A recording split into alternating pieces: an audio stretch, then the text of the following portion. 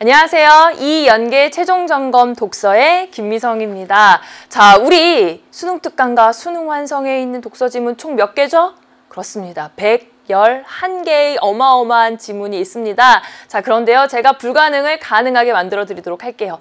딱 10시간만 우리 함께 복습합시다. 자, 수능 특강 수능 완성 연계 교재라서 한 번으로 부족하다라는 거 알고 계실 거예요. 아마 복습해야 할 거라는 것도 알고 있을 겁니다. 하지만 막막했다고요? 저와 함께 해봅시다. 자, 수능 특강 그리고 수능 완성에 있는 교재 지문들 차례대로 복습해 드리도록 하겠습니다. 자, 오늘은 그 첫 번째 시간이고요. 수능 특강에 나와 있는 교과서 개념학습편 그 10지문을 총정리해 보도록 하겠습니다. 자, 여러분 준비물이 필요하죠? 수능 특강 교재 저도 가지고 왔습니다. 좀 많이 낡았어요. 저도 여러 번 봐가지고 막 찢어지고 낡았는데 자, 이 교재 필요하셨고요. 그리고 선생님이 자료실에 무려 100쪽이 넘는 자료를 올려놨을 겁니다. 자, 그거 내려받으셔서 이렇게 준비하십시오. 선생님 이렇게 필기도 했죠? 자, 이렇게 자료와 그리고 수능 특강 교재 함께 가면서 복습하도록 하겠습니다. 그런데 이렇게 질문하는 친구들이 있더라고요. 선생님, 수능 특강 교재 복습하려면 또 새로운 한 권을 사야 되는 거 아닌가요? 아니고요. 자기가 열심히 풀고 열심히 표시했던 그 교재 갖고 오세요.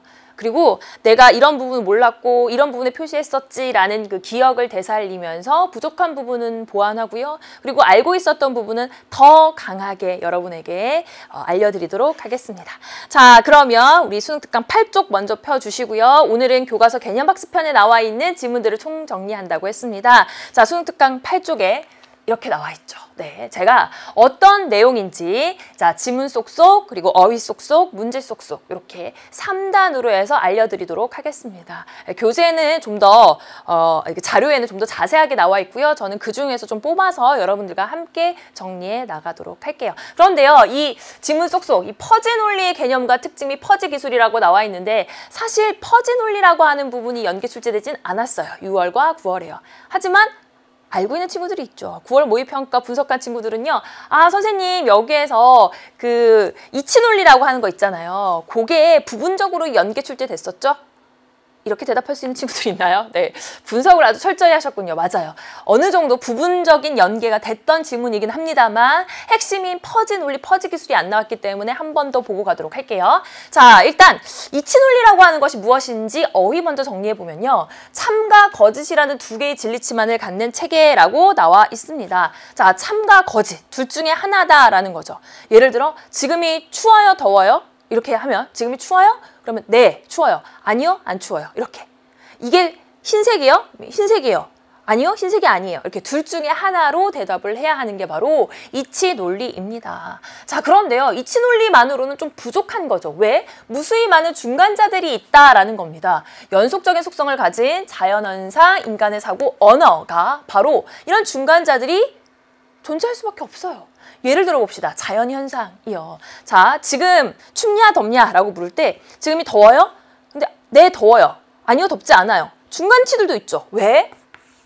덥다, 춥다 사이에 덥지도 춥지도 않은데요.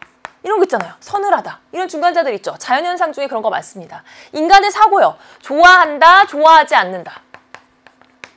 자, 좋아하지 않는다. 우리가 뭔가 감정이 시작될 때 나는 그 사람을 좋아하는 것 같기도 하고 좋아하지 않는 것 같기도 하고 이런 거 있잖아요. 그렇죠? 그리고 언어라고 하는 것도요. 노랗다, 노랗지 않다. 근데 우리나라의 언어, 색깔 언어가 굉장히 많이 발달되어 있죠. 그래서 노르스름하다, 누리끼리하다 얼마나 많습니까? 중간치들이 많다라는 거예요. 그래서 이 퍼즐 논리라고 하는 것은 이 이치 논리를 보완해준다. 네, 중간자들을 인정해서 논리적으로 다룰 수 있게 합니다. 그러니까 무수히 많은 중간자들을 인정한다. 이게 바로 핵심입니다. 네, 그래서 이런 것들을 보면 여러분들이 좀 더 이해가 되실 거예요. 사과가 초록색입니까? 네라고 해야 돼요? 아니라고 해야 돼요? 네, 모르겠죠, 그렇죠? 초록색과 빨간색이 이렇게 섞여 있는 이런 경우에 퍼즐 논리를 통해서 해결할 수 있다는 거예요. 그럼 어떻게 하느냐? 바로 퍼즐 논리는 참과 거짓 이렇게 두고요. 그 사이에 무수히 많은 중간자들이 있습니다. 예를 들면 상당히 참이다, 다소간 참이다, 약간 참이다 와 같은 것이 있다라고 얘기를 하죠. 네, 그래서 이것을 집합으로 표현을 해서 어느 정도 소속되느냐를 보는 거예요. 그래서 참을 1로 본다면, 그쵸? 사과가 초록색이다. 완전 초록색이다를 1로 본다면 이 중간치들은 0.0000001부터 그쵸? 0.751 뭐 이렇게 굉장히 무수히 많은 이런 숫자가 나올 수 있다라는 얘기를 하고 있습니다. 바로 이게 퍼지 논리예요. 자, 그래서 이 퍼지 논리라고 하는 것이 중간자들이 인정하는 면에서는 굉장히 이제 발전됐지만 공학이나 수학 분야에는 사용할 수 없는 한계가 있다. 왜? 공학과 수학 같은 경우에는요. 1 플러스 1은 2입니다. 이렇게 딱 나와야 돼요. 자, 1 플러스 1은 2니까 참입니까? 거짓입니까? 라고 했을 때 참입니다. 다소간 참입니다. 약간 참입니다. 상당히 참입니다. 이렇게 하면 안 되죠. 무조건 참입니다. 이렇게 해야 되잖아요. 자, 그렇게 딱 떨어져야 하는 분야에는 사용할 수 없는 한계가 있다라는 얘기를 하고 있습니다. 자, 그러면 퍼지 논리의 개념을 배웠어요. 그럼 퍼지 기술은 무엇이냐? 이 퍼지 논리를 적용하는 겁니다. 그래서 모호한 대상이나 상황을 제어하거나 조절하는 시스템에 사용될 수 있다라고 나와 있고요. 예를 들어 세탁기라고 나와 있어요. 자, 세탁기 같은 경우에는요. 오염 정도가 굉장히 다양하죠. 그쵸? 오염 정도가 0에서부터 완전 오염 상태를 1이라고 한다면 다소간 오염, 뭐 약간 오염, 그쵸? 상당히 오염과 같이 굉장히 다양한 중간자들이 있을 수 있을 겁니다. 그쵸? 그래서 이런 세탁기에 센서를 이용해서 어느 정도의 오염됐느냐를 분석을 하고 그 센서에서 이제 도출된 이 오염 정도에 맞게 세탁 시간 같은 것을 조절할 수 있다는 겁니다. 자, 그게 바로 퍼지 기술이다라고 나와 있네요. 됐습니까? 자, 그리고요.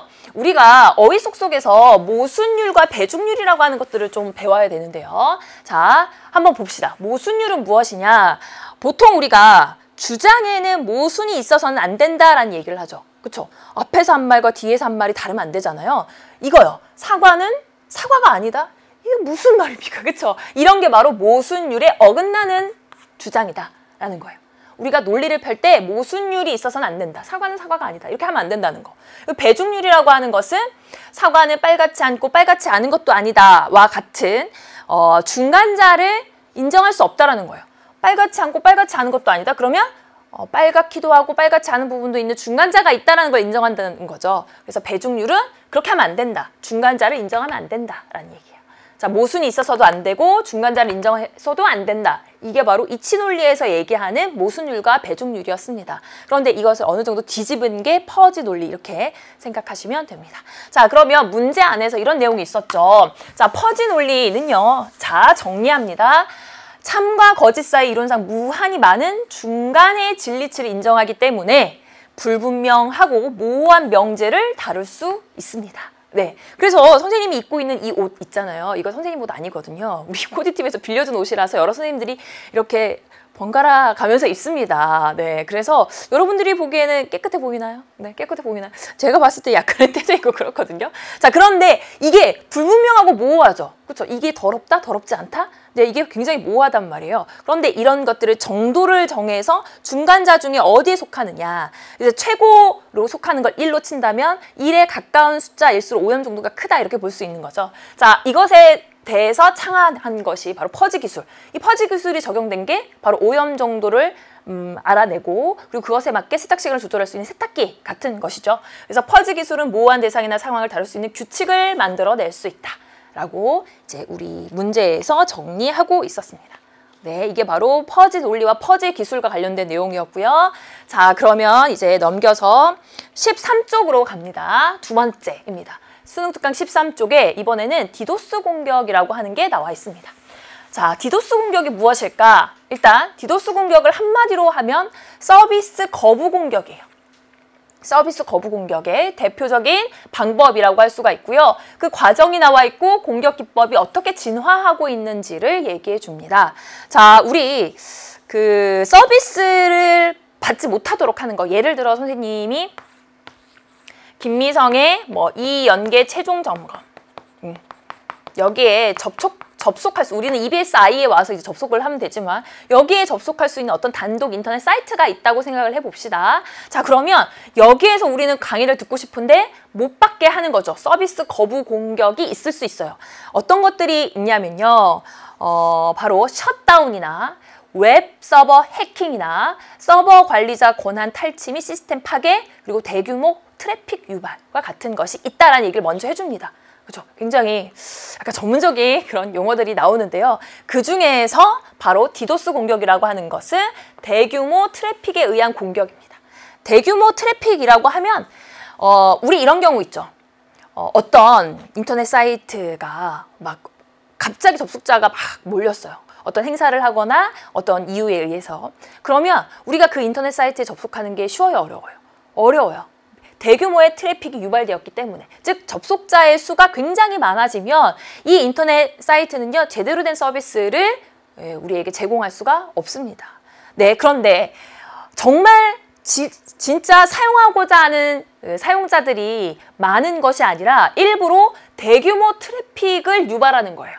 일부러 가짜 접속자가 많은 것처럼 그렇게 하는 거죠. 네. 근데 이건 어떻게 하는 거냐면 감염된 불특정 일반 사용자들의 PC, 소위 좀비 PC들을 제어하여 디도스 공격을 수행하도록 조정한다라고 나와 있습니다. 자, 봅시다. 이게 대상이죠. 그러면 이 공격자가요. 아, 나는 이 연계 최종 점검 나 혼자 볼 거야. 막 이런 안 좋은 생각을 갖고 있는 사람이 있다면 이 사람이 여러 사람들의 PC에다가 감염을 시키는 거예요. 좀비 PC를 만드는 거예요. 이 좀비 PC가 만들어지는 것은 뭐 의심스러운 웹사이트에 접속을 하게 해서 이렇게 그걸 심어 놓거나 아니면 이메일을 보내서 이메일을 열었을 때 감염을 시키거나 이런 식으로 좀비 PC를 막 만듭니다. 자, 그러면 이 좀비 PC가 된 PC들이 있잖아요. 그럼 어떻게 되는 거예요? 이 사람들이 이 연계 최종 점검에 접속을 하지 않아요. 거기 들어가지 않아. 이용하려고 하지 않았어요. 그럼에도 불구하고 여기서는 계속 이 연계 최종 점검으로 접속하는 것처럼 이제 계속 프로그램이 돌아가는 거죠. 자, 그럼 좀비 PC가 많아지면 아무래도 이 연계 최종 점검이라고 하는 요 부분에 대규모 트래픽이 유발되면서 실제적으로 이 강의를 듣고자 하는 사람들이 들을 수 없게 되는 사태가 벌어질 수 있겠죠. 네, 이게 바로 디도스 공격입니다. 자, 그런데요, 지금까지의 디도스 공격은 이랬대요. 예를 들어 그냥 일반 사용자들이 이 연계 최종 점검이라고 하는 어떤 목표에 이제 접속하기 위해서 1만큼의 로딩이 걸렸다라고 하면 좀비 PC의 경우에는요, 일부러 100 이 정도 하는 거예요. 그런데 만일 이 연계 최종 점검이 수용할 수 있는 게 10,000 정도 된다면 좀비 PC가 100대만 있어도 이 연계 최종 점검은 이제 트래픽 유발로 인해서 서비스를 거부하게 되는 겁니다. 무슨 말인지 알겠어요? 그러면 우리는 역으로 어떻게 생각하면 돼요? 1이 정상인데 100만큼을 얘가 소비하고 있네? 그럼 100만큼 소비하고 있는 얘가 좀비 PC구나? 얘는 차단. 이렇게 할 수 있겠죠. 그래서 이제 어떻게 한다? 바로 이렇게 한대요. 기존 공격과 달리 기존에는 100 이 정도로 비정상적으로 이렇게 느렸다면 이제는 정상 트래픽과 유사한 트래픽을 발송하며 진화하는 추세이고, 그래서 그냥 1111111이라고 나오니까 이게 정상적인 접속인지 아니면 좀비 PC에 의한 접속인지를 모른다는 거예요. 그래서 사람들이 이게 100이면 차단할 텐데 다 이기니까 차단을 못하네 이렇게 되는 거고요. 그러다 보면 좀비 PC가 굉장히 더 많아져야겠죠. 그쵸? 100만큼의 이제 트래픽을 유발했으면 이제 1만큼만 유발한다면 좀비 PC가 10,000대가 있어야 되는 거니까. 그런데 또 이런 게 있어요. 공격에 동조하는 사용자들도 있어 점점 빠르게 확산되고 있다. 일부러 내가 좀비 PC가 됐다는 걸 알았어. 그러면 왜 내가 이렇게 됐어요? 나 이거 해제해 주세요. 막 이렇게 하는 것이 아니라 나도 이 연계 최종 점검 나만 듣고 싶어요. 다른 사람들 나도 좀비 PC로 다 감염시킬게요. 얘도 공격자가 되어버리는 거죠. 그래서 공격에 동조하면서 얘도 다른 사람들을 이제 좀비 PC로 감염시키고 막 이런 경우가 있다라는 내용입니다.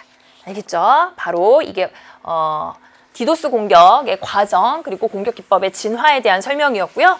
자, 그러면 트래픽이라고 하는 것을 보면 바로 데이터다. 시스템에 걸리는 부하 그리고 네트워크를 통해 움직이는 데이터다. 그래서 트래픽의 부하가 걸리면 아무래도 접속자 수가 많아지는 것, 감당해야 되는 정보의 양이 많아지는 것 이렇게 생각하시면 되고요.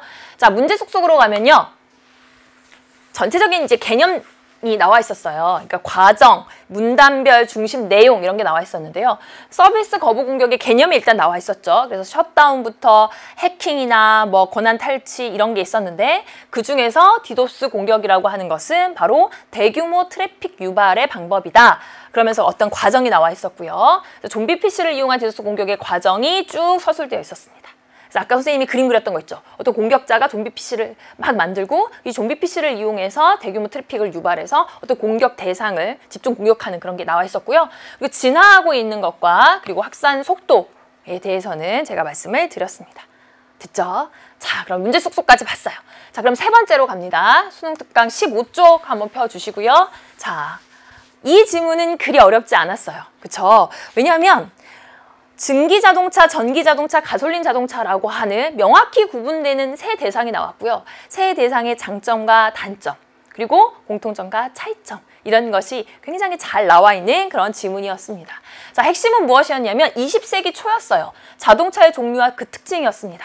지금 우리가 살고 있는 이 시대가 아닌 그 과거 시기에 증기자동차 있었고 전기자동차, 가솔린자동차가 있었는데 각각 증기자동차가 40%, 전기자동차가 38%, 그리고 우리가 현재 제일 많이 쓰는 게 아무래도 가솔린 자동차죠. 휘발유를 넣는 그 자동차는 22%만 차지했다라고 일단 시작을 합니다. 20세기는 그랬대요. 네. 자, 왜 이렇게 퍼센트 이 비율을 나타내고 있는지를 한번 보면요. 증기자동차는요, 믿을 만한 동력 기술이었다. 왜? 증기기관이라고 하는 걸 이용하는 거죠. 우리 증기라고 하면 알고 있죠? 앞에 수 붙여주면 돼요. 수증기. 자, 수증기가 나오면 우리 이게 주전자라고 한다면요. 이렇게 주전 뚜껑이 있고. 주전자라고 한다면 수증기가 이렇게 나오면 물이 끓으면서 주전자의 뚜껑을 달그락달그락 운동하게 합니다. 그쵸? 그게 바로 증기고요. 그걸 이용한 게 바로 증기기관 아닙니까? 이렇게 증기기관을 이용한 것이 그 당시에 굉장히 발달되어 있었기 때문에 믿을 만한 움직이는 힘의 기술이다. 이렇게 얘기를 했어요. 그런데 단점이 있었죠. 물을 실어야 되니까 물의 무게가 문제였고요. 그리고 가열을 하기 위해서는 시간이 걸려요. 시동을 걸고요. 가열될 때까지 기다리려면 최소한 3분에서 한 5분 정도는 기다려야 되지 않았을까라는 생각이 듭니다. 자, 그런데 이 문제가 조금씩 개선되기 시작했죠. 수관 보일러를 사용한다. 자, 그래서 그냥 단순히 어떤 탱크 같은 거에 물을 두고 이걸 전체적으로 막 끓이는 것이 아니라 수의 관자. 그래서 이 관을 이용해서 이제 면적을 넓혀서 빠른 시간 안에 가열될 수 있도록, 그래서 빨리 수증기가 나올 수 있도록 만들었고요. 그리고 물의 재사용으로 개선됐다. 물의 무게라고 하는 게 계속 물을 이제 공급해주고 그런 것이 아니라 이제 물을 다시 사용할 수 있게끔, 그래서 적은 양으로도 이렇게 효율적으로 돌아갈 수 있게끔 함으로써 어느 정도 극복되었다라는 얘기를 하고 있습니다. 자, 전기자동차 최근에 각광받고 있고 앞으로 발전될 거라고 우리가 생각하고 있죠. 그쵸? 조용하고 간편합니다. 그런데 축전지 문제로 대중화되지 못한다. 축전지라고 하면 배터리라고 생각을 하시면 되고요. 이 배터리 기술이 좀 부족했대요. 그래서 에너지 밀도가 낮고 무겁고요. 충전에 따른 실수에 민감했다. 그리고 이 배터리의 양이라고 하는 것이 어느 정도 정해져 있기 때문에 장거리 운행을 못하는 거예요. 장거리 운행을 하려면 또 다른 여분 축전지가 필요한 거죠. 근데 여분 축전지를 또 넣으면 자동차 차체 무게가 많이 나가기 때문에 효율성이 떨어지고 이런 여러 가지 문제가 있었습니다. 네. 근데 현대에도 우리 전기자동차를 많이 개발하려고 하는데 거기서 가장 우리가 개발에 주력을 해야 되는 부분이 바로 축전지 문제라고 하죠. 선생님이 알기로는 지금 이 시간에 이제 전기 자동차를 타고 있는 사람도 한 번 충전으로 100km 안팎밖에 못 가더라고요. 네, 그런 문제가 있습니다. 자, 그럼 가솔린 자동차인데요. 가솔린 자동차가 20세기 초에는 가장 적은 비율을 갖고 있었어요. 왜냐하면 시동 걸기가 불편하고 시끄럽고 진동이 심하다. 우리도 이제 시동 걸어보면요. 선생님 자동차가 14년 된 자동차이기 때문에 이렇게 시동을 걸면 이러면서 되게 힘들어하거든요. 그리고 시끄럽고 진동이 심하죠. 그쵸? 그런데 냉각 설비 기술의 발전으로 아무래도 이렇게 뜨거워진 그 엔진을 이렇게 냉각시켜 줄 수 있는 그런 기술이 발전해서 장거리 운행까지 가능하게 되었다. 그쵸? 그래서 이게 막 가열되면 장거리 운행을 못 하는데 그것을 이렇게 식혀줌으로 인해서 장거리 운행이 가능하게 되었고요. 거기다가 고속주행이나 안정적인 저속운행, 그리고 승차감이 좋아지는 것 등의 어떤 기술 개발이 이루어져서 지금 현재는 가솔린 자동차의 대중적인 이 보급을 우리가 볼 수가 있습니다. 그쵸? 네. 그래서 20세기 초에 어떤 특징이 있었는지 그 종류에 따라서 얘기를 하고 있었는데요. 그런데 요 지문의 경우에는 저는 전개 방식 있잖아요. 네. 서술 방식과 관련된 문제를 한번 짚어보고 가고 싶습니다. 여러분들이 수능 풀 때요, 수능 문제에 당연히 이런 독서 지문에 전개 방식, 서술 방식과 관련된 문제가 한 문제는 나올 거거든요. 네, 여기에 나와 있는 핵심들을 한번 보면서 이 지문에 한번 적용해 보도록 할게요.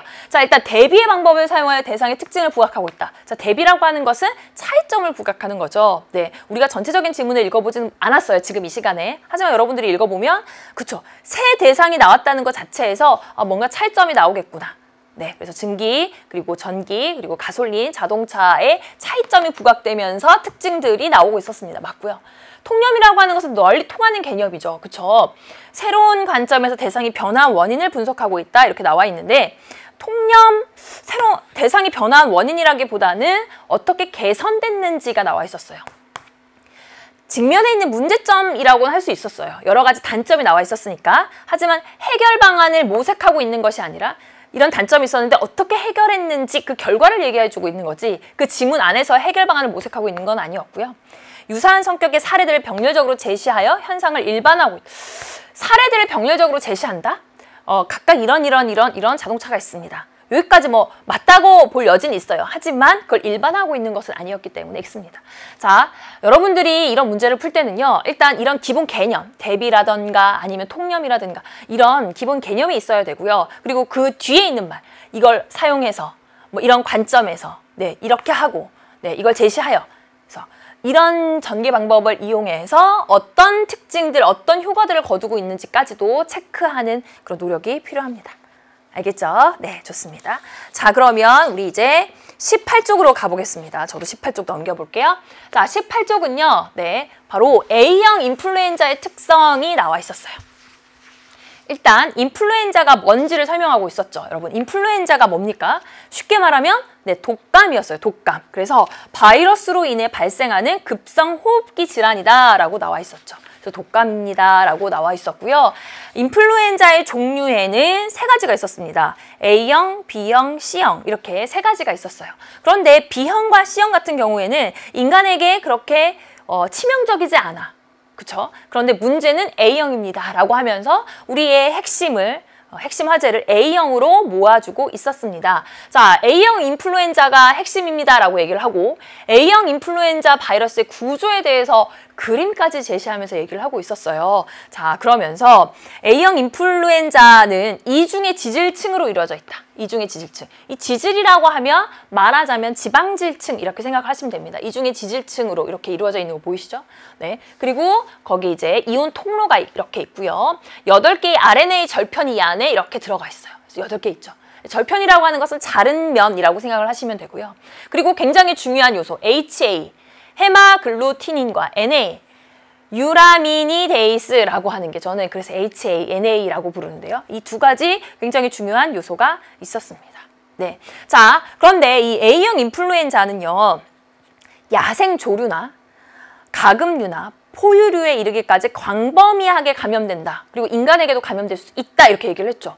그래서 우리가 뭐 조류 독감 이렇게 얘기할 때 바로 A형 인플루엔자라고 생각을 하시면 됩니다. 그래서 AI 이렇게 또 이렇게 부르죠. 네. 자, 그리고 가금류라고 하면 오리나 닭처럼 집에서 기르는 그런 그 가축, 새의 종류다라고 보시면 됩니다. 자, 그런데 이 A형은요. 야생 조류를 제1숙주로 하는 바이러스다. 즉, 제1숙주가 뭐예요? 기생생물에게 영양을 공급하는 생물이에요. 그렇죠? 그래서 야생 조류를 제1숙주로 해서 인간에게도 감염될 수 있기 때문에 위험하다라고 나와 있었어요. B형과 C형은 그러지 않은데 이제 A형은 그럴 수 있다라는 거죠. 네. 우리나라에서는 이 야생 조류를 숙주로 한 A형 인플루엔자가 인간에게 감염된 사례가 아직까지는 없으나 그럴 가능성이 충분히 있죠. 왜냐하면 중국이나 다른 나라에서는 치명적인 그런 독감이 발생을 해서 이렇게 그 확산되고 막 이랬던 적이 있었기 때문에 우리나라에서도 이렇게 조류 독감이 나오면 이 닭이나 오리들을 살처분하고 그런 게 바로 인간에게 이렇게 그 전염되는 것을 막기 위한 것이기 때문입니다. 자, 그러면 A형 인플루엔자 바이러스의 작용 과정이 나와 있는데요. 잠깐 볼게요. 일단 HA와 시알산 수용체의 결합이라고 나와 있는데 여러분 여기 보시면 HA 여기 보이시죠? HA가 이렇게 동그라미와 이렇게 생겼어요. 그리고 NA가 네모와 이렇게 생겼다는 게 보이십니다. 그런데 시알산 수용체가 뭔지 정확히 얘기를 해주지 않았어요. 지문에서. 우리 이거 하나 알아둡시다. 지문에서요. 궁금한데 설명을 해주지 않으면 그냥 있는 그대로 정리하시면 됩니다. 무슨 말이냐면 우리가 지문을 읽으면 시알산 수용체, 엔도솜, 뭐 RNA 뭐 이런 것들이 막 나와요. 사실 생명과학을 전공하지 않은 친구들은 좀 어려울 수 있죠. 생명과학을 전공한 친구들도 배웠는지는 모르겠습니다. 자, 그런데 이런 게 나왔는데 밑에 각주로 설명을 해주고 뭐 개념 정의를 해주고 이런 경우에는 중요하게 우리가 아 이런 내용이구나 라는 걸 봐야겠지만 그렇지 않고 그냥 이런 게 있는데 이렇게 결합해 라고만 하면 아 나 이거 모르는데 어떡하지? 라고 생각할 필요가 없고요. 아 이렇게 결합하는구나 라고 하는 사실에만 초점을 두고 여러분들이 파악하시면 됩니다. 자, 그래서 이 HA와 시알산 수용체의 결합이 바로 열쇠와 열쇠 구멍 같다라는 표현을 하는데요. 그럼 우리가 추측할 수 있죠. HA가 이렇게 생겼으니까 시알산 수용체는 열쇠 구멍의 형태. 이렇게 생기지 않았을까? 네, 이렇게 추측을 할 수가 있습니다. 자, 그런 다음에 이것이 엔도솜에 둘러싸여 세포 안으로 흡수된다 이렇게 나와 있었어요. 그래서 엔도솜도 뭔지는 안 나와 있었어요. 어쨌든 이 엔도솜이라고 하는 것에 의해서 둘러싸여서 이제 세포 안으로 흡수가 되고요. 그리고 산성화되어서 분해가 됩니다. 그래서 이게 이렇게 딱 이렇게 결합을 해버리면 이제 엔도솜에 둘러싸여서 세포 속으로 들어가고 분해가 되면요. 이온 통로가 열리고 RNA를 방출한다. 여기 이온 통로 보이죠? 이온 통로를 통해서 이 RNA를 이렇게 방출시킵니다. 방출을 시켜요. 그러면 RNA가 숙주요소를 이용해 핵산을 복제하고 새 바이러스를 만들어요. 이 RNA가 또 다른 새 바이러스를 만들고요. 그러면 이때 NA가 작용을 하는데 NA가 새 바이러스를 세포 밖으로 분리해냅니다. 네, 그래서 세포 밖으로 이제 분리해내는 기능을 하는 게 바로 NA다라고 나와 있었어요. 이 과정이 굉장히 자세하게 서술되어 있었거든요. 여러분 그 부분 다시 한번 읽어보면서 아 이런 과정이구나라는 것을 그냥 알아두시면 될 것 같습니다. 그리고 정리까지 돼 있었는데요. 바로 이런 내용이 있었죠. 네. 그래서 이런 내용으로 이렇게 정리하는 문제까지 나왔다는 것을 여러분들이 알아두시면 되겠습니다. 네, 됐으니까. 자, 그러면 이제 22쪽으로 가겠습니다. 자, 수능특강 22쪽은요, 바로 우리나라 사람들의 명산에 대한 인식이에요. 명산. 자, 우리 그냥 산이라고 하면 자연적인 개념이죠. 자연적인 개념. 우뚝 솟은 거, 산이라고 합니다. 그런데 명산이라고 하면 이름난 산이란 뜻이에요. 이름난 산. 아니 어떤 산은 이름난 산이고 어떤 산은 이름나지 않은 산이냐. 이름난 산과 이름나지 않은 산을 구분하는 것에는 사람들의 인문학적인 생각이 들어가 있다라는 것으로부터 이 지문이 시작됩니다. 그쵸? 그래서 자연적 개념과 이름난이라고 하는 인문적 관념이 결합된 것이 바로 명산이라는 개념이다라는 것을 설명하고 있고요. 자, 명산에 대한 인식을 네 가지로 구분했습니다. 네 가지로 구분한 다음에 각각이 어떤 사례에 적용될 수 있는지를 얘기해주고 있었어요. 네, 읽으면서 아 이렇게 구분되어 있구나, 이런 사례가 이렇게 적용되겠구나를 여러분들이 알아두시면 됩니다. 그런데 우리가 이런 지문을 읽을 때 이런 예감 드세요? 이렇게 구분을 하고 각각의 사례에 대해서 얘기를 했다면 문제에 분명히 구체적인 상황에 적용하게 하는 문제, 어떤 사례나 상황에 적용하게 하는 문제가 나오겠구나라는 게 아마 출제 예감되실 겁니다. 그쵸? 네, 당연히 이런 문제 나왔고요. 이따가 다시 보도록 할게요. 자, 그러면 일단 첫 번째는요. 신앙과 제의의 대상이다. 우리 산에 올라가서 막 제사 지내고 막 이런 거 본 적 있을 거예요. 자, 산악 숭배 사상에 의해서 볼 수가 있는데요. 고대 국가의 건국 신화에 등장하는 명산 때문에 네, 이런 산악 숭배 사상이 있다 이런 얘기를 하고 있어요. 그래서 고구려의 해모수는 웅신산에서, 신라의 헛것에는 양산에서, 가야의 수로왕은 바로 구주봉에서 이렇게 이제 태어난 것으로 되어 있죠. 네, 그렇기 때문에 그 건국 신화에 등장하는 명산에 우리가 이제 제사를 지내게 되는 거죠. 자, 두 번째는 풍수지리적 대상입니다. 즉, 우리가 풍수지리적으로 굉장히 좋은 곳이 있잖아요. 네, 그 곳에 살거나 아니면 묘를 쓰거나 뭐 이렇게 많이 수도를 정하거나 그러면 나라의 운세나 가정의 운세나 이런 것이 좋다 이렇게 얘기를 합니다. 자, 그래서 풍수지리적 대산 이렇게 얘기를 하면서 뭐 배산임수 이런 얘기를 하기도 하는데요. 그 풍수지리적 대상이라고 하는 것과 이 배산임수와 또 연결이 되는 것이 무엇이냐면 봐요. 뒤에서 이렇게 훌륭한 산이 이렇게 있고 앞에서 이 물이 이렇게 있으면 당연히 이 산에서 내려온 기운을 이 다른 데로 빠져나가지 못하게 이 물이 막아주니까 여기에 형성된 촌락은 풍수지리적으로 굉장히 훌륭하겠죠. 그렇죠? 거기다가 거주지로서의 실용적인 공간이라고 하는 측면에서 본다면 뒤에 이렇게 산이 있으면 땔감을 구하기 쉽죠. 그리고 열매를 따기 쉽죠. 거기다가 이 앞에 물이 있으면 물고기를 또 잡을 수가 있습니다. 그런 측면에서 본다면 이렇게 또 배산임수라고 하는 측면이 연결될 수 있을 것 같고요. 자, 그런데 여기서는 이름에 용자가 들어간 명산이 많다라는 그런 설명을 하고 있어요. 왜냐하면 이 용이라고 하는 것은 종기, 풍요, 장수 이런 것들을 상징하는 경우가 많기 때문에 그렇죠. 그래서 계룡산, 구룡산, 용문산과 같은 예를 들어줬습니다. 자, 그 다음에 세 번째는요. 자아정립과 인격수양의 공간인데요. 태계 이황을 경북 봉화의 청량산에 빗대어 표현한 것이라고 나와 있어요. 즉 지역의 명산을 유학자와 관련을 시키는 거죠.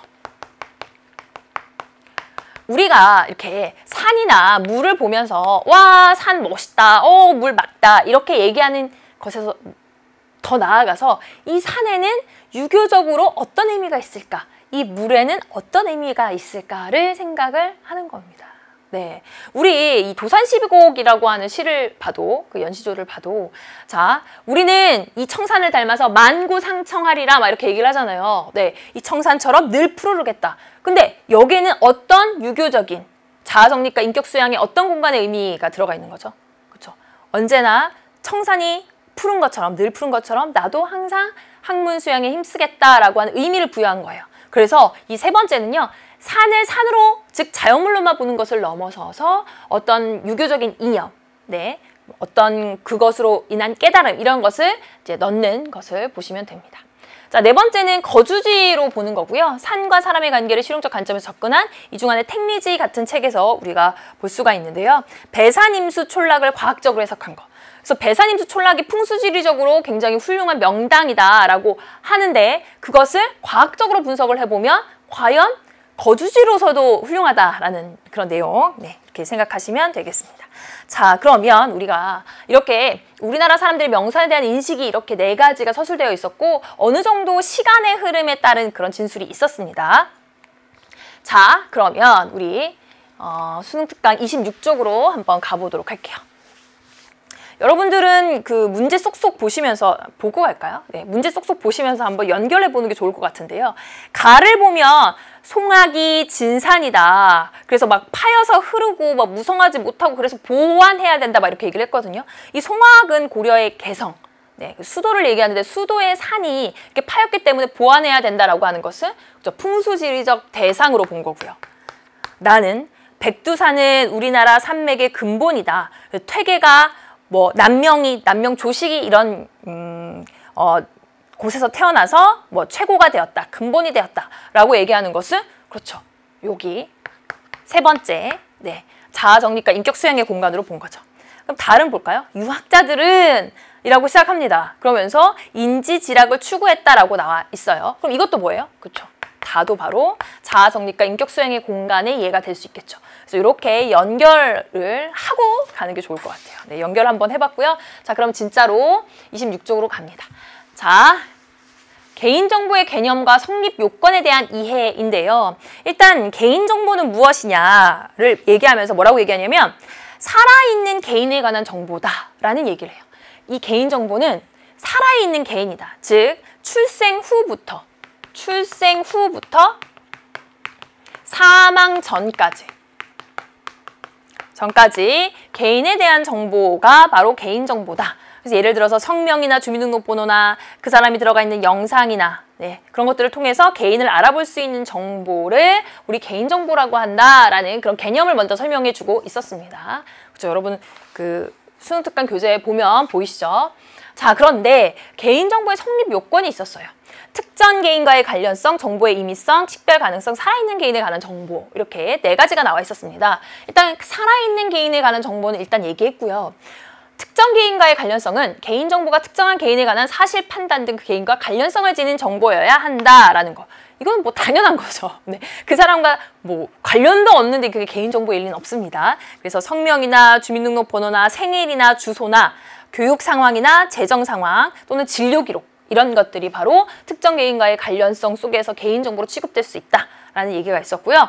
정보의 임의성이라고 나와 있었는데 이 임의라고 하는 말은요.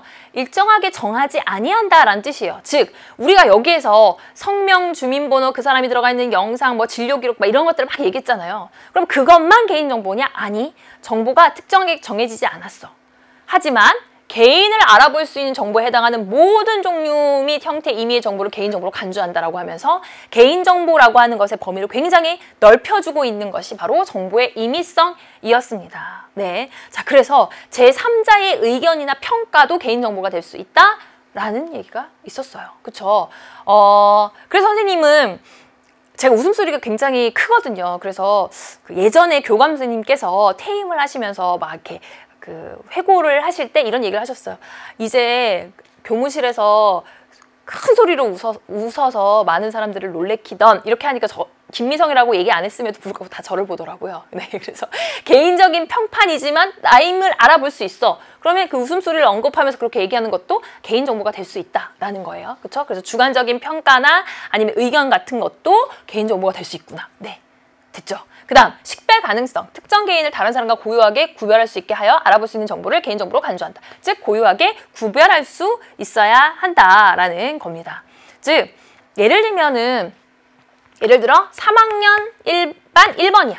그러면 3학년 1반 1번 그러면 지금 막 이렇게 여러 명이 손들 것 같아요. 그런데 만일 이것만으로는 부족하지만 몇 년도에 무슨 고등학교 이렇게까지 나오면 이제 고유하게 구별할 수 있게 되는 거죠. 네, 그래서 여러 가지 정보를 추가해서 만일 고유하게 구별할 수 있게 되는 정보라면 네, 개인정보가 될 수 있다. 자, 그런데 불합리할 정도의 시간이나 노력이나 비용이 투입된다? 그러면 개인정보가 아니다. 이렇게 부가 설명되고 있었고요. 그리고 살아있는 개인에게 관한 정보다라는 얘기, 출생 후부터 사망 전까지가 태아는 해당하지 않는 거예요. 하지만 예를 들어 유족과 관련된 그런 정보라면 네. 죽은 이후이지만 그 사람의 정보를 얘기했을 때 유족과 관련성이 있다면 그것도 유족과 관련된 개인정보로 본다라는 내용이 있었습니다. 됐죠? 네, 그러면 이 내용을 바탕으로 해서 우리 OX 퀴즈 한번 풀어볼게요. 자, 문제 속속입니다. 자, 출생 전 태아에 국한된 정보는 우리나라 개인정보보호법의 보호 대상이 될 수 없다. 자, 출생 전 태아에 국한된 정보라고 한 이유를 알겠죠? 왜? 출생 전 태아지만 이 출생 전 태아의 모습을 통해서 그 부모가 누군지 알 수 있을 것 같아. 막 이렇게 우리 태아 사진 찍고 막 그러잖아요. 물론 뭐 그렇게까지는 못 찍습니다만 어쨌든 그렇다면 개인정보가 될 수 있어. 왜? 출생 전이나 또 죽은 이후에도 뭐 유족이나 다른 사람과 관련이 되어 있는 정보라면 개인정보가 될 수 있다고 얘기를 했으니까. 그래서 국한된 정보라고만 한 거예요. 그러면 태아는 아직 보호 대상이 아니죠. 왜? 출생 후부터 사망 전까지라고 얘기를 했으니까. 그래서 맞는 내용이고요. 제3자의 주관적 정보를 통해 개인을 알아볼 수 있다면 그 내용은 개인정보로 볼 수 있다. 그렇죠? 주관적 정보, 주관적 평가, 의견 이런 것도 개인정보다라고 얘기를 했습니다. 물리적, 과학적 방법을 동원하여 개인을 식별할 수 있는 모든 정보는 개인정보로 볼 수 있다. 자, 여러분 제가 이런 얘기를 했습니다. 물리적, 과학적 방법을 동원해서 개인을 알아볼 수 있지만 불합리할 정도의 시간이나 노력이나 비용이 투입된다면 그것은 개인정보가 아니다라고 얘기를 했어요. 이런 모든과 같은 극단적인 표현이 나오면 오답일 확률이 높은 거죠. 그렇죠? 모든, 단, 오히려, 뭐 오직 뭐 이런 내용이 나오면 아무래도 약간 오답 냄새가 난다고 생각하고 여러분 다시 한번 읽어볼 필요가 있습니다. 모든 정보는 아니었어요. 불합리할 정도로 시간이나 비용이나 노력이 많이 들면 그것은 개인정보가 아니었습니다. 사망한 자에 대한 정보가 유족을 식별할 수 있게 한다면 개인정보로 볼 수 있죠. 그렇죠? 그래서 유족에 관련된 개인정보라고 볼 수 있겠습니다. 됐습니까? 네. 그래서 6번째 한번 봤고요. 자, 그러면 7번째 29쪽으로 갈게요. 저도 이제 29쪽 넘기겠습니다. 자, 조선시대 회화의 형사적 조형관이라고 하는 내용이 있었어요. 자, 그러면 우리는 형사가 무엇이냐? 그 어떤 직업으로서가 아니라 여기서의 형사라고 하는 것은 형태를 베낀다 이런 뜻이에요. 즉, 똑같이 그리고 그 모습을 그대로 베껴서 그리는 것을 바로 형사적 조형관이라고 합니다. 자, 조선 전기에는요, 사물의 외형이나 개별성보다는 대상의 참모습을 형상으로 나타내는데 가치를 두는 거. 예, 이게 바로 보편적으로 되어 있었어요. 그래서 예를 들어서 여러분들이 절을 그립니다. 절을 그리는데 이렇게 그렸어요. 이렇게 날개. 선생님 너무 착해요. 이렇게 자료를 우리를 위해서 준비해 주시다니. 김미성 선생님, 그러면 조선 전기에는 이게 될 수 있어. 왜냐면 실제적으로 똑같이 닮게 그리는 것을 넘어서서 이 이 대상 안에 내재되어 있는 것을 겉으로 표현하는 것, 이게 훌륭한 그림이다라고 얘기를 했거든요. 이게 바로 조선 전기의 그 그림에서 나타나는 그런 가치관입니다. 네. 그런데 조선 후기로 가면 이렇게 그리면 안 돼. 날개가 없는데? 나 날개 없는데. 날개를 그리면 안 된다는 거죠. 왜? 조선 후기는요, 대상에 내재된 무형의 본질이 대상을 정확한 형상으로 묘사할 때 드러나는 것이다. 내 모습을 있는 그대로 그려줘야 되죠. 내 모습을 있는 그대로 보여줘야지 무형의 본질. 무형의 본질이라는 것은 나의 성품, 나의 인격, 나의 성격 이런 거 무형이잖아요. 형태가 없잖아요. 이 본질의 모습이 이 겉으로 드러나는 것을 그대로 표현해줬을 때 드러난다라고 얘기를 합니다. 이게 바로 조선 후기의 형사적 조형관이라고 보시면 됩니다. 네, 그래서 이 조선 전기에는요, 형보다는 진이라고 얘기를 해요. 진. 네, 그러니까 내재되어 있는 그런 모습을 드러내는 게 훌륭한 것이고, 형이상학적 관점으로 대상을 인식한다라고 얘기를 합니다. 즉, 형이상학이라고 하는 거는요, 말하자면은 본질이나 존재의 근본 원리를 탐구하는 거잖아요. 그러니까 본질이나 존재의 근본 원리를 탐구해서 그것이 잘 드러나게 그림을 그리면 된 거야. 형, 겉으로 드러나는 모습보다 진, 안에 있는 진리를 표현하는 게 훌륭한 그림이야 라고 얘기를 했다면, 조선 후기는요, 초상화나 진경상수화나 풍속화와 같이 사실적인 묘사를 중시합니다. 사실적 묘사. 산수화도 진경산수화. 진짜 똑같이 닮게 그리는 거죠. 네. 그래서 사실적 묘사를 중시하고요. 또 때마침 이 당시에 서양의 사실적 묘사 기법이 들어오기 시작해요. 그래서 뭐 원근법이나 뭐 세밀하게 표현하는 이런 것들이 이제 들어와서 이 형사적 조형관을 뒷받침해 주었다라는 내용이 나와 있습니다. 네, 됐습니까? 네, 그래서 조선 전기의 해화와 조선 후기의 해화의 각각의 특징, 훌륭한 특징들을 한번 봤고요. 그리고 더 특징은 형사적 조형관이라고 해서 닮게 그리는 것이다 라는 그런 내용이 있었어요. 자, 그런데 문제 속속으로 가면요, 조선 전기의 해화와 후기의 해화의 공통점과 차이점을 찾는 그런 문제가 있었거든요. 아, 선생님은 지금 차이점만 소개해 주셨잖아요. 네, 근데 공통점도 있어요. 자, 지문을 읽어보면 이런 내용이 있습니다. 사물을 이루는 무형의 본질을 추구하는 방법이었다.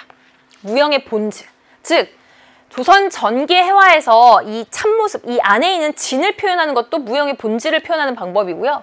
조선 후기에 닮게 그리는 것도 무형의 본질을 표현하는 거예요. 왜? 닮게 그리는 것 속에서 그 사람의 성품이나 인격이나 성격이나 이런 것이 나오는 거니까. 네, 그래서 무형의 본질을 추구하는 방법이었고요.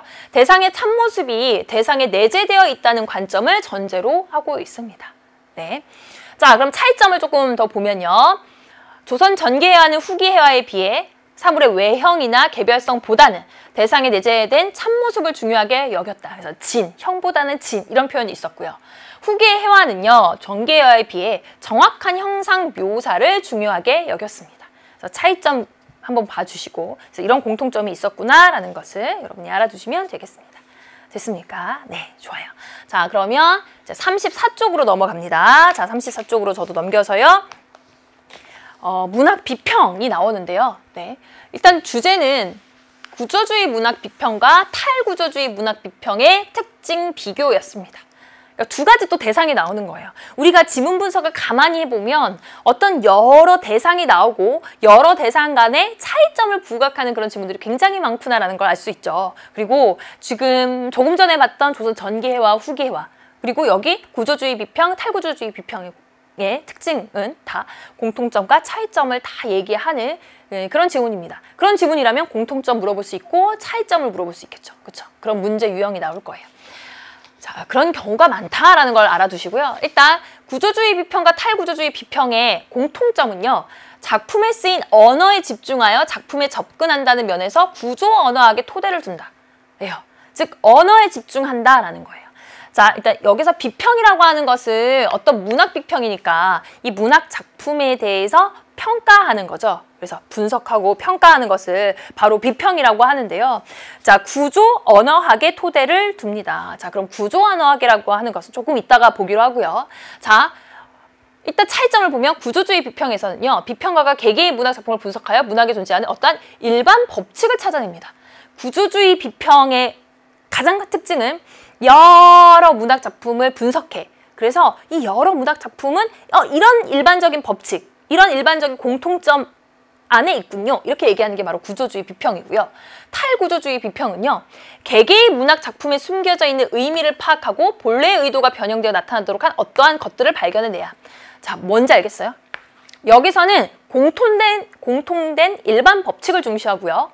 탈구조주의 비평은 개개의 문학 작품만의 특징.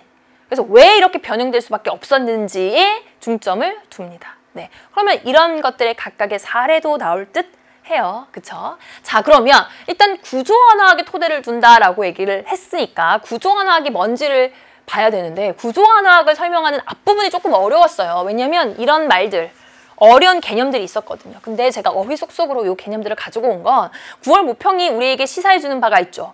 부분 연계를 할 때는 우리가 어렵게 생각했던 그 지문의 핵심 화제뿐만이 아니라 주변의 여러 가지 개념들을, 어휘들을 물어볼 수도 있다는 걸 여러분이 아셨을 거예요. 만일 연계 출제돼서 기표기 또는 랑그 파롤이라고 하는 말이 나와도 여러분들이 네, 아 이거 이런 내용이지 라고 하면서 좀 친근하게 접근하셨으면 좋겠습니다. 자, 일단 기표라고 하는 것은요 시니피앙이라고 하고요. 사실은 스위스 언어학자 소시르라고 하는 사람이 구조 언어학을 얘기했거든요. 그래서 소시르의 기호 이론에서 귀로 들을 수 있는 소리로서 의미를 전달하는 외적 형식을 이릅니다. 기표에 대응되는 말이 기인데요. 시니피에라고 하는데 말에 있어 소리로 표시되는 의미를 이르는 말입니다. 의미가 기의고요. 소리, 그 외적 형식이 바로 기표라고 보시면 됩니다. 자, 여러분에게 한번 물어볼게요. 제가 이렇게 그리면요. 우리나라 사람들은 이걸 나무라고 읽을 거예요. 영국이나 미국 사람들은 트리 이렇게 하겠죠. 일본 사람들은, 저 일본어 배웠어요. 키라고 하고요. 독일 사람들은 이걸 바움이라고 합니다. 자, 지금 이게 뭐야? 이게 기표일까요? 기의일까요? 그쵸. 기의가 되겠죠. 그쵸? 네. 의미. 이런 의미, 기의입니다. 기표는 뭐예요? 외적 형식, 나무, 트리, 키, 바움과 같은 것이 바로 기표구나라는 걸 알아주시면 됩니다. 됐죠? 이게 기표고요, 이게 기예요. 됐습니까? 네, 좋아요. 자, 그런데 그것이 자의적으로 이루어진대요. 자의적의 원래 뜻은 일정한 질서를 무시하고 제멋대로 하는 또는 그런 것이란 뜻인데요. 우리 언어의 자의성이라고 하는 거 알죠? 그쵸? 언어의 자의성이라고 하는 것은 의미와 표현이 자의적이다라는 거예요. 어떤 반드시 그래야 돼. 뭔가 필연적인 그런 것이 아니라 이걸 보고 우리나라 사람들은 나무, 다른 나라 사람들은 이렇게 다양하게 부르는 것은 이것과 이것의 결합이 임의적이고 자의적이기 때문이다라는 거죠. 네, 자의성이라는 걸 알아주시고요. 자, 랑그라고 하는 것은 각 개인의 머릿속에 저장된 사회간습적인 언어의 체계이다. 언어의 체계이다. 파롤은 뭐냐? 특정한 개인에 의해 특정한 장소에서 실제로 발음되는 언어의 측면이다. 이것도 조금 어렵죠. 그쵸? 일단 기표와 기인은 이해했어요. 그쵸? 그럼 랑그와 파롤 한번 볼게요. 자, 우리가 여러분이 길을 가다가 이웃집 아주머니를 만났어요. 그럼 어떻게 하죠? 그쵸? 안녕하세요.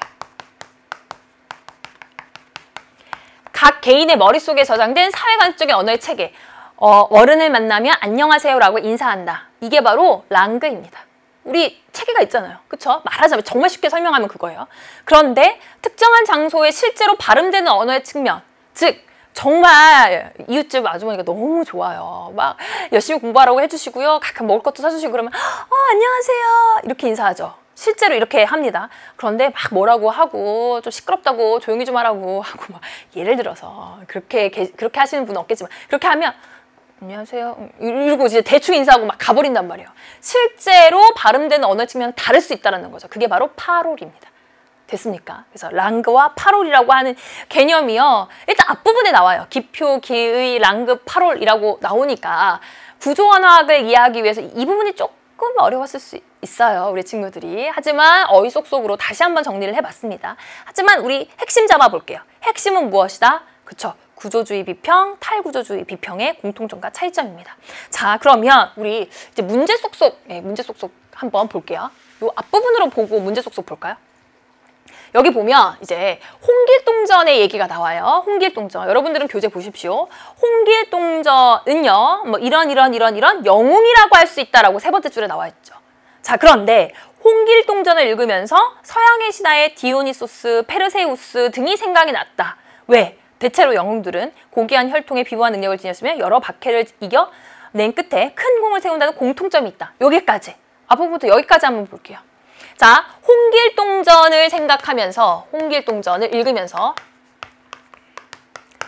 디오니소스 또는 페르세우스, 디오니소스, 페르세우스와 같은 사람들을 생각을 했고요. 그들 간의 일반 법칙을 떠올렸습니다. 그럼 요 부분까지는 뭐예요?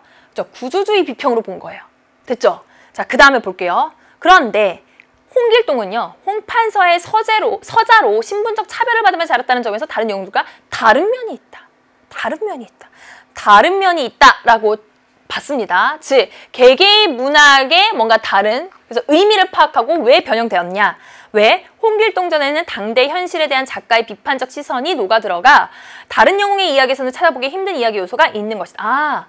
그 사회에 대한 비판적 요소를 넣기 위해서 일부러 그 주인공을 서자로 설정을 했구나. 그럼 이건 뭐예요? 서자로 설정한 그 내용과 이유에 대해서 본 것은 바로 탈구조주의 비평적인 입장에서 비평을 해낸 거죠. 그쵸? 그래서 그 문제 속에 나와 있는 그 내용을 보면서 이것은 구조주의 비평, 이쪽은 탈구조주의 비평이라고 하는 것을 여러분들이 읽어낼 수 있으면 됩니다. 네, 됐습니까? 네. 좋아요.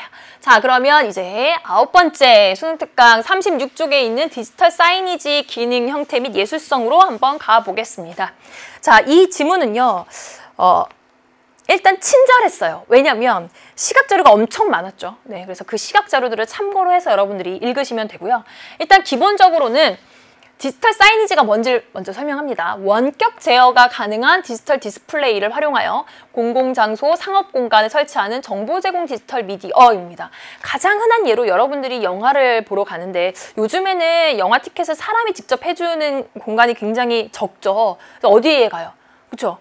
영화 예매권을 발권받거나 아니면 영화를 지금 이게 발권하기 위해서 어떤 기계에 갑니다. 그런 게 바로 디지털 사이니지예요. 알겠어요? 네. 자, 그래서 정보 제공 서비스의 종류는요. 네트워크 서비스, 인터랙티브 서비스, 상황인식 서비스 이렇게 되어 있는데요. 네트워크 서비스는요. 미디어 정보 기기와 연동을 통해 이루어지는 것으로 네트워크에 연결된 디지털 사이니지는 실시간으로 명령이나 정보를 내려받아 시행할 수 있다. 이렇게 나와 있습니다. 자, 예를 들면 네트워크 서비스 같은 것을 선생님 아파트는 안 그런데 선생님 친언니 아파트에 가면 별 얘기를 다 안 해요. 네, 엘리베이터에 이렇게 엘리베이터 안에 뭔가 모니터가 있어. 이 모니터를 이제 보면서 심심함을 덜으라고 한 건가 이렇게 봤는데 여기에 뭐 아파트의 관리 조항이나 뭐 여러 가지 뭐 분리수거 협조나 또는 여기에 뭐 광고, 장난감 광고 뭐 이런 것도 뜨더라고요. 이런 게 바로 어떤 기기와 연동을 해서 여기 띄우는 거죠. 이런 게 바로 네트워크 서비스입니다. 자, 인터랙티브 서비스는요. 인터랙티브에서 알 수 있듯이요. 사용자들의 직접적인 참여와 새로운 체험을 유도하여 쌍방향의 상호작용이 이루어지도록 하는 것이라고 나와 있는데요. 영화관에서 이제 그 영화표 사는 거 근데 누르면 내가 뭘 원하는지를 인식해서 내가 원하는 표가 나오죠. 네, 이런 게 바로 인터랙티브 서비스입니다. 그다음에 상황인식 서비스는요. 제가 우리나라에서는 못 본 것 같은데 일본에는 있다고 해요. 그러니까 이제 날씨나 또는 뭐 그 당시 기온이나 뭐 이런 것들을 고려해서 그 기계가요. 뭐 자판기라고 합시다. 그럼 자판기가 어떤 음료수를 적절하게 권해준대요. 날씨 같은 것을 막 고려해서 추울 때는 따뜻한 음료를 권해주고 더울 때는 차가운 음료를 권해주고 이런 게 바로 상황인식 서비스 이렇게 생각하시면 됩니다. 그래서 맞춤 정보를 제공한다 이렇게 나와 있어요. 그래서 이런 디지털 사이니지의 다양한 형태가 미디어 보드, 디지털 키오스크, 미디어 월, 미디어 파사드라고 해서 와, 다 나와 있죠. 그래서 엘리베이터에서 제가 본 거는 바로 미디어 보드예요. 또는 우리가 버스 정류장에서 이렇게 뭔가 이렇게 전광판 뜨면서 당신이 원하는 버스가 지금 몇 분 뒤에 도착한지 이런 거 뜨잖아요. 예, 그런 게 바로 미디어 보드 이렇게 생각하시면 되고요. 디지털 키오스크는요, 영화관에서 이렇게 쌍방향으로 이렇게 인식을 해서 내가 원하는 걸 주는 거, 디지털 키오스크. 미디어 월이나 미디어 파사드 같은 것은 이렇게 장식하는 거, 미디어 월, 벽이죠. 벽면을 이렇게 미디어로 장식할 수 있어서 그 벽면에 그림이 막 바뀌거나 이런 거 디지털 파사드 이렇게 나와 있습니다. 알겠죠? 네. 그래서 그 종류들을 여러분들이 다시 한번 읽어보시면 될 것 같아요. 자, 그러면 우리 이해한 내용 맞는지 OX 퀴즈 문제 쏙쏙으로 한번 체크해 보도록 하겠습니다. 자, 일단 외벽이나 건물에 대형으로 설치되는 미디어 파사드는 디지털 디스플레이의 기술 발전과 관련이 되어 있다. 당연하죠. 외벽이나 건물에 이렇게 미디어 파사드가 막 이렇게 전시가 되어서 우리 36조 그림을 보더라도 이런 식으로 막 큰 그 미디어 디스플레이가 가능한 것은 당연히 기술 발전과 관련이 되어 있을 거고요. 그렇죠? 그리고 네트워크 서비스를 수행한 디지털 사이니지는 5개 광고물에 비해 교체 관리가 쉽죠. 5개 광고물 그냥 종이에다가 프린트해가지고 하는 것일 경우에는 말하자면 굉장히 높은 곳에 있다. 사다리차 동원해가지고 그거 다 갈고 막 그렇게 해야 되는데 얘는 그냥 연동된 미디어 기기만 살짝 바꿔주면은 그 장면이 바뀌는 거니까 맞는 내용이고요. 미디어 파사드를 통해 건물의 표면이 생동하는 또 하나의 공간으로서 기능할 수 있게 되었다. 그래서 미디어 파사드 거기 보시면 이렇게 장면이 계속 이렇게 바뀌거든요. 네, 맞는 내용입니다.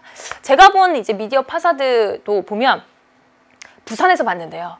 부산에서 어떤 그 가게 그 한 벽이 그 발레를 하는 그 발레 장면이 계속 나오더라고요. 그냥 영상을 틀어놓은 게 아니라 그 벽면에 있는 여러 개의 디스플레이 화면들의 조합으로 인해서 이 발레하는 장면들을 계속 연출하고 있더라고요.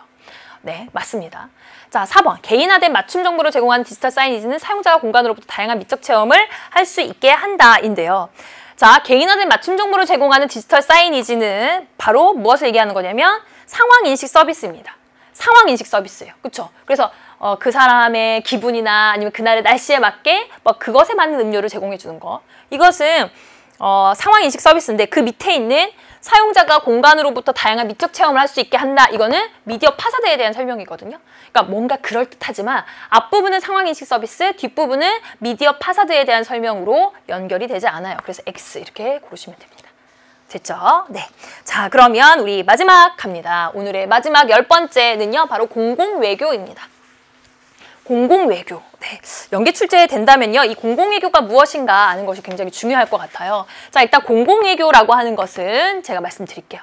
자국에 유리하게 상대국 국민의 인식을 변화시키려는 정부 또는 비정부 행위로 이제 의도된 활동입니다. 네. 그래서 우리 이런 광고 본 적 있지 않아요? 보거나 듣거나. 네. 자연의 천국, 땡땡 나라로 오세요. 막 이런 거 있잖아요. 그거 우리가 딱 처음에 딱 들으면 그런가 보다 하지만 계속 듣게 되면 나도 모르게 가고 싶어지고 그 나라가 진짜 자연의 천국처럼 느껴지고 이런 거 있잖아요. 그것도 어떻게 보면 홍보이지만 네, 공공외교의 하나의 전략이라고 볼 수가 있습니다. 네. 그리고 어떤 한 나라를 대표하는 대통령이나 총리와 같은 사람들이 이런 여러 가지 그 미담이라고 할까요? 이런 것들이 전해지면 그 나라에 대한 이미지가 확 좋아지죠. 그쵸? 네. 그런 경우.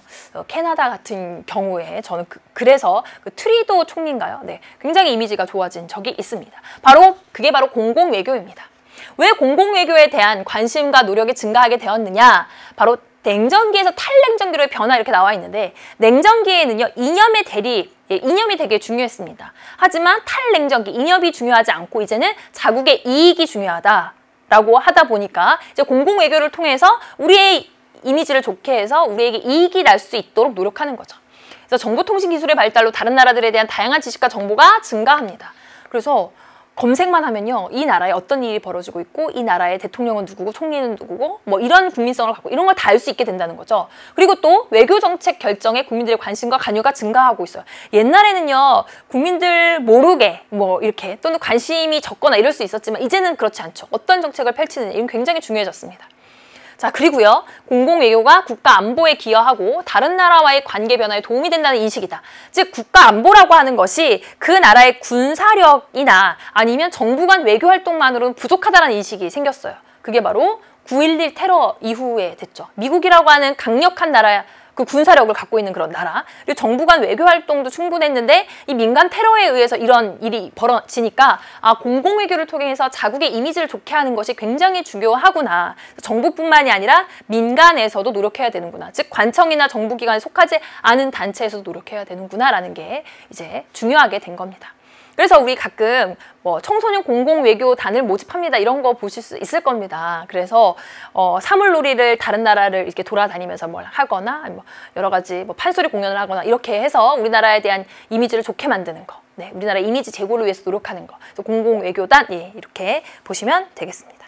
네, 좋아요. 이렇게 해서 우리 첫 번째 시간 한번 봤어요. 어때요? 좀 숨 가쁘죠? 하지만 여러분이 이 지문의 내용과 선생님이 제공해 드리는 그 자료를 통해서 다시 한번 복습을 한다면 부분 연계와 이 전체 연계 모두 대비할 수 있지 않을까라는 생각이 듭니다. 앞으로 남은 9시간도 이런 식으로 한번 같이 잘 호흡을 맞춰봅시다. 네, 고생하셨고요. 우리는 2강에서 보도록 할게요. 여러분 2강에서 만나요. 안녕.